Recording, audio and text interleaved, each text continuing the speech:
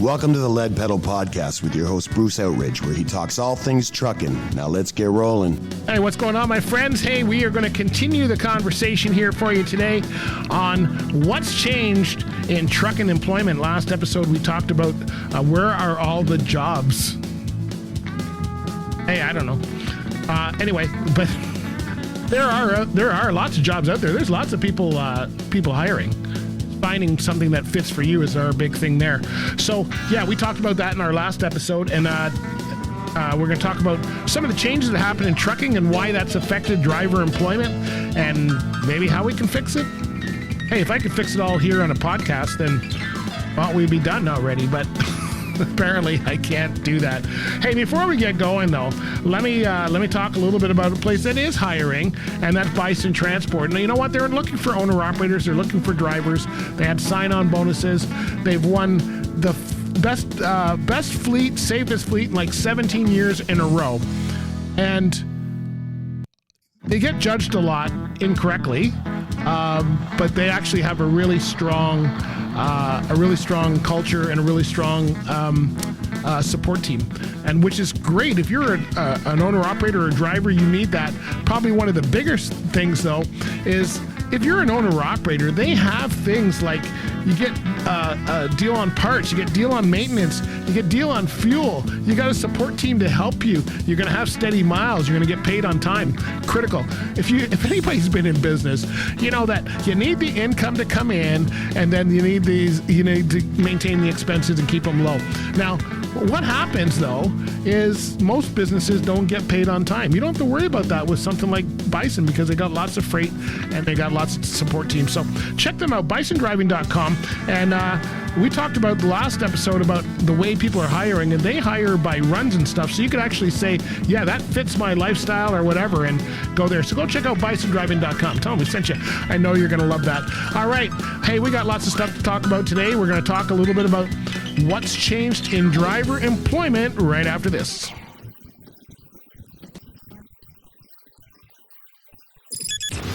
By far my favorite station. You're the best. Oh, yeah. I love you guys.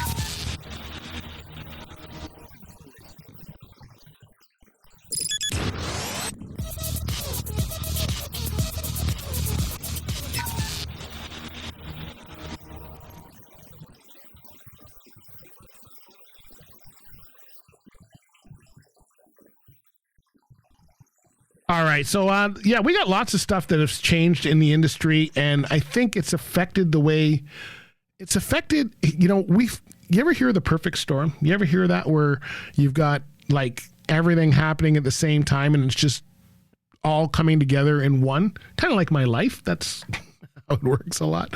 But no, that's what's kind of happened in the industry. If you think about, if you go back, if you've been in it a while, you can see this to where, when people get into trucking, I got into trucking, I started in the 80s. So when you get into trucking, you kind of got in, it was kind of the lifestyle that didn't fit anything else. You didn't like school. You wanted to work with your hands. You like to be on the open road. You like to see things. You like to do things differently every day. Trucking fit perfect for that. Did I know about that when I started? No. I almost think I was better off because I found trucking by accident, but totally in love with the industry, even to this day. So, but over time, back in the 80s, we didn't have logbooks here in Canada. You couldn't run on a Sunday. All those things started changing. The compliance changed, and then over time it's gone into electronic logs, not even paper logs. And I think drivers just got overwhelmed. Drivers are just going like, there's too much stuff going on. Now, some of them who said, I'm never driving with electronic logs, now are the first ones to say, I love electronic logs. So I think there is a play for everybody where you can get used to technology. You can start using it the best that you can. But there's been a lot of changes. So a lot of the veteran drivers, the older drivers, more experienced drivers have said, I've had enough. Because they remember the days when we didn't have any of that. And that's probably the reason they got into the industry to begin with. So if you got into the industry for that, now the industry has changed to the other side, you're going, you know what, this isn't what I want. And so you leave, right? And you go find something else to do. If you're an owner operator, it used to be fairly. I know a lot of owner operators that have been very successful over the years. They've always made good money. They were able to run hard and do what they had to do, and they actually made some money. They were creative. Now, of course, you got fuel, which has gone totally up. Like I remember when I was running the States, fuel was 99 cents a liter. Now it's what? I don't even know what we're up to. It was 99 cents a gallon. Sorry. So that was only like maybe 30 cents a liter back in the day. Sorry, there's 4 liters in a gallon. Now it's $1. What did I see the price this morning? $1.87 a liter. Times 4, you're looking at like, $5 for gas. It's just gotten crazy out there. So, get all those things. Insurance has gone up. Maintenance has gone up, trucks have gone up, and then you've got all of this stuff happening. And that's from the owner-operator standpoint. But even for carriers, the carriers are going, you know what, we can't fill. If a truck is sitting, it's not making any money, but there's still payments, there's still maintenance, all that stuff goes on with it. So that's why they got to get a lot of people in.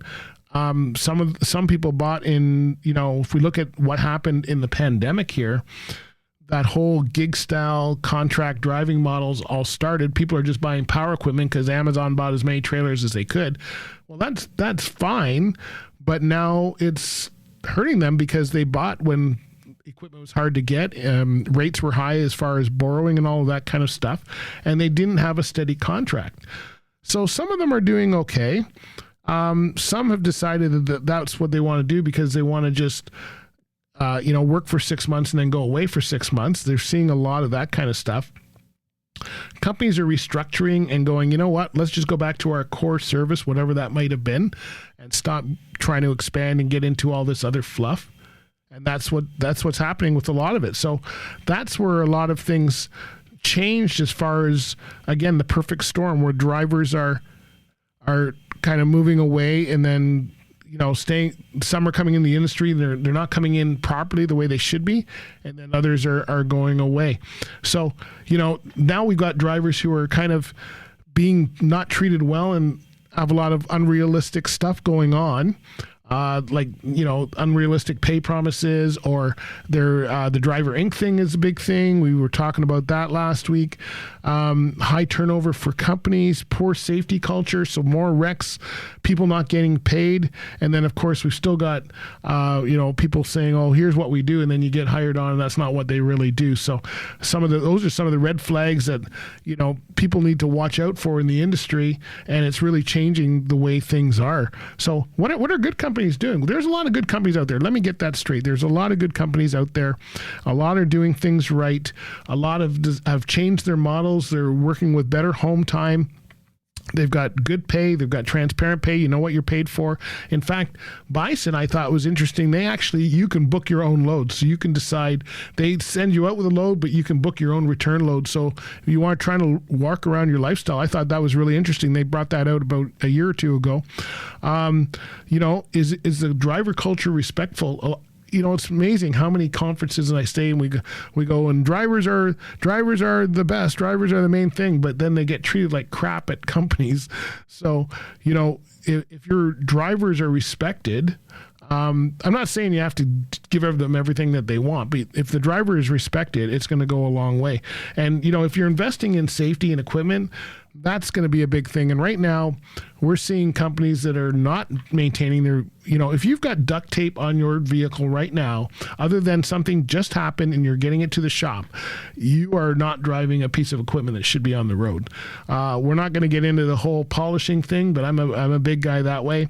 And then, the leadership of the company, do they have a path? I think this is probably the biggest thing that I see that, a lot of good companies will be able to move people along so that you have a career, you have a future with them. They don't want to lose good people. There's a lot of companies that they don't have anything. Like if you're not driving, there's actually no job for you there. And that's been a big problem. That was a big problem with me and a big problem with others that I saw as well. So if you're looking to, how's that affecting us for today, for the jobs today? Whether you're new or experienced, evaluate the job you're doing. Do you like it? Is it really what you want to be doing? if it's something that you like doing and you're doing it well and you're making money at it and you're doing good, how can you be better at it? How can you make it better?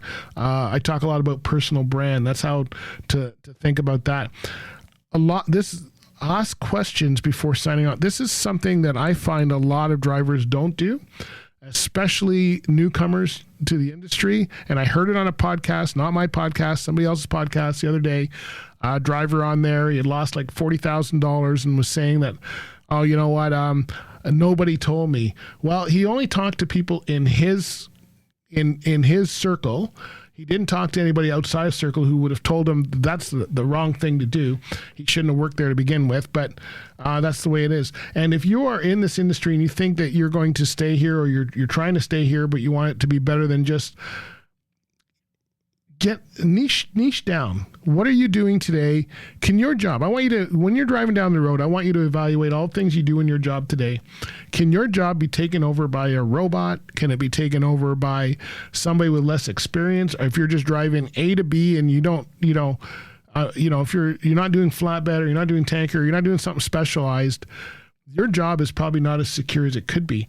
Is it worth it for you to niche down? Maybe there's a lot of the good companies that maybe were inaccessible 5 years ago. I know when we were at the chemical company, our minimum, we couldn't look at anybody that didn't have at least 5 years experience. I think that's gone down to 3. The same things happen to a lot of other companies that are good companies because they're trying to get good people.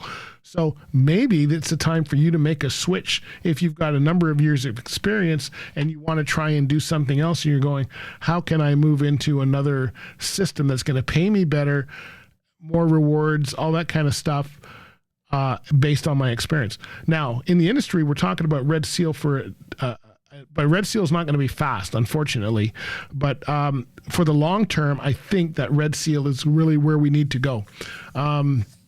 It's going to be more certifications and stuff, but I think it's going to allow us, if we do this stepping stone thing that a lot of us have been talking about, it's going to change the way that we do that you get into trucking and the careers, and it's going to let the guys who are really experienced and the gals that are really experienced get the preferred jobs because they have that experience, and take those people who really shouldn't be there to begin with, either, put them somewhere where they're not going to hurt as many people, or let them figure out whether, and there's a lot of stuff involved in that. So it's not going to be fixed overnight, but I think, I guess we need to ask, are things going to improve and how are we going to improve? We think we all need to do it.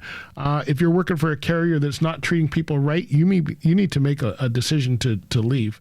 There's lots of jobs out there, but they're getting very selective. So if you really want to go and work for a good company, and maybe 5 years ago that was out of touch for you, or 6 years ago, it's probably in touch now. So maybe now is the time to make that decision. I will leave that to you. I'm not going to tell you to quit a job or anything like that. But let us know what you think about that for sure. All right, before we go, let me tell you a little bit about Compliance Mentors. Hey, if you're someone who owns a trucking company and you need to know where you stand, whether you're an owner or operator or somebody who's got a number of trucks, you know what? Compliance Mentors can come in. They can help you. They can do an audit, find out exactly where you are, and tell you what you need to work on, help you work on it by partnering with you so that you get a successful company for the future. That's what you want to need sure. And if you are looking to get your show truck shined up because we've got show season coming up, then you want to go over to our friends over at Chrome Supply Warehouse. Man, they are the coolest. Go over there. They've got 8,000 square feet of the best chrome parts that you could ever get. They're in Belleville, Ontario, exit 538, north side of the 401. But you know what? If you can't get there, just go to ChromeSupplyWarehouse.com. But they got interior parts, exterior parts. They have, they can even make you look good. They got cool t-shirts. So check them out at ChromeSupplyWarehouse.com and make sure that you see what we tell them. All right, join us for our next episode, which we're going to be talking about, are you driver ready for 2026? We'll get this going for you. Thanks for listening, everybody. We'll see you next time. This has been another episode of the Lead Pedal Podcast. For more information or to subscribe to the podcast, visit theleadpedalpodcast.com and be sure to follow the podcast on Facebook and Twitter.